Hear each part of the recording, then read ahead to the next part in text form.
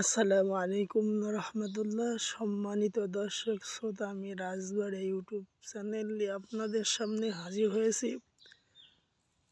আমি আপনাদের সামনে একটি বন জঙ্গল বিভিন্ন ঝোপঝাড়ে একটি গাছ হয়, সেই গাছটি নিয়ে আলোচনা করব।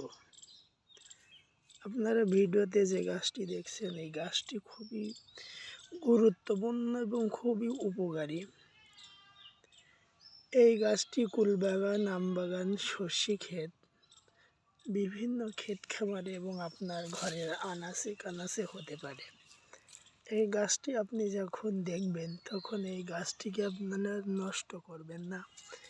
এই গাছটি আপনার অতি মূল্যবান এবং খুবই দামি জিনিস। এই যেখানে কতকগুলি গাছ আছে, এটা আমাদের গ্রাম্য যশোরী ভাষায় মধু গাছ বলে থাকি। প্রচুর পরিমাণ ফল হয়েছে। এই ফলটিতে ভিটামিন সি বা ক্যালসিয়াম রয়েছে। আপনার আনাচে কানাচে বা আপনার ক্ষেত খামারে যদি এই গাছটি থাকে, আপনি এই গাছটিকে নষ্ট করবেন না, এরকম যত্ন সহকারে রেখে দিবেন। এবং যে ফলগুলো দেখছেন, এই ফলগুলো আপনারা পাকায়ে খাবেন। মধু যেরকম মিষ্টি, তার চাইতে সুস্বাদু আপনার এই ফলটি অনেক উপকার আসে।